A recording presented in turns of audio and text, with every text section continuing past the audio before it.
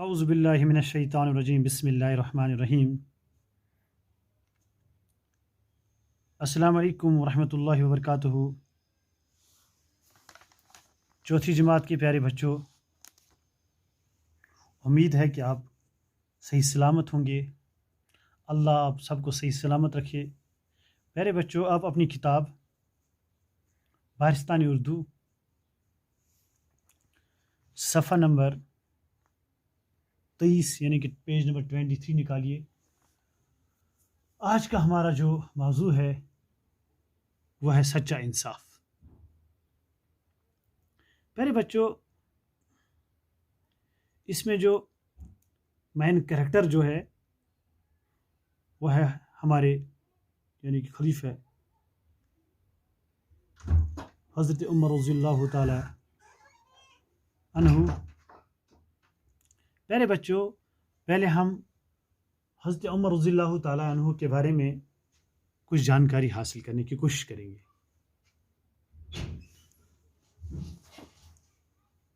اتفاق سے ایک دن میں کمرے میں بیٹھا تھا تو میرے بابا جان آئے اور اس نے مجھے ایک لائن لکھنے کو کہا۔ تو لائن اس طرح تھی: بلیو لائک بلال، اوبے لائک صدیق، جج لائک عمر، ایکٹ لائک علی، ڈائی لائک حسین۔ اور اس سبق کی طرف جانے سے پہلے میں ایک شعر عرض کروں گا۔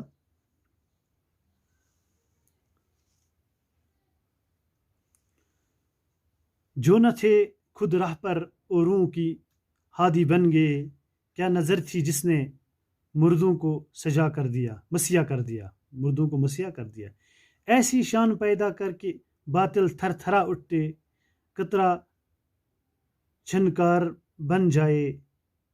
نفس تلوار ہو جائے، نفس تلوار ہو جائے۔ یعنی کہ اور ایک حدیث مبارکہ پیش کرنے جا رہا ہوں۔ آپ میری اس جو میں آپ کو کہہ رہا ہوں آپ اچھی طرح اس کو غور سے سنیے گا۔ اللہ کے آخری نبی حضرت محمد صلی اللہ علیہ وسلم نے ارشاد فرمایا، اگر میرے بعد کوئی نبی ہوتا تو وہ عمر بن خطاب ہوتے۔ پیارے بچوں،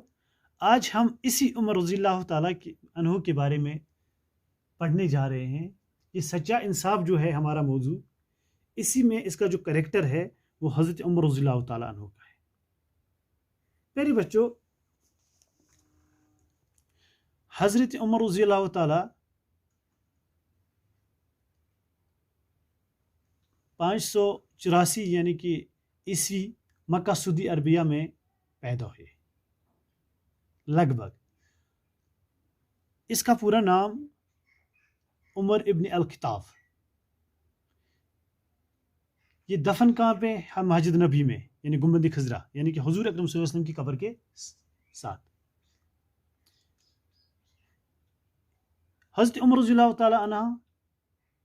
کی ایک بیٹی حفصہ بنت عمر رضی اللہ تعالیٰ، جس کا نام حضرت حفصہ بنت عمر، اور اس کے 3 بیٹے یعنی عبید ابن عمر، عاصم ابن عمر، زید ابن عمر۔ پیارے بچوں، حضرت عمر رضی اللہ تعالیٰ عنہ خلیفہ اول حضرت ابوبکر صدیق رضی اللہ تعالیٰ عنہ کے بعد مسلمانوں کے دوسرے خلیفہ تھے۔ یا خلیفہ کس کو کہتے ہیں؟ خلیفہ اسلامی حکمران۔ ان کے دور میں اسلامی مملکت 28 لاکھ مربع میل کے رقبے پر پھیلی گئی۔ یعنی کہ حضرت عمر رضی اللہ تعالیٰ نے 28 لاکھ مربع میل کے رقبے پر اپنی حکومت کی، اسلامی حکومت کی، اس کی کنٹرول میں تھی۔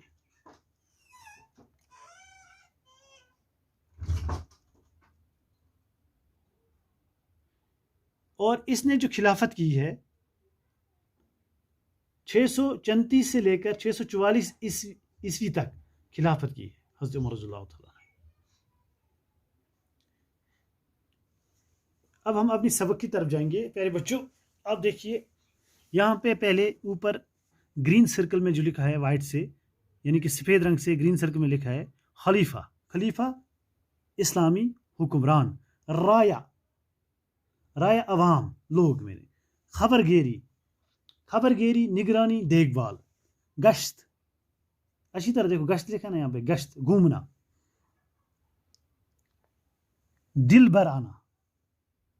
دکھی ہونا رنجیدہ ہونا پریشان گژھُن یَتھ وَنان بیوہ گئے وہ عورت جس کا خاوند زندہ نہ ہو یہ سن خاندار مومت آسہِ یَتھ چھِ وَنان أسۍ وِڈوور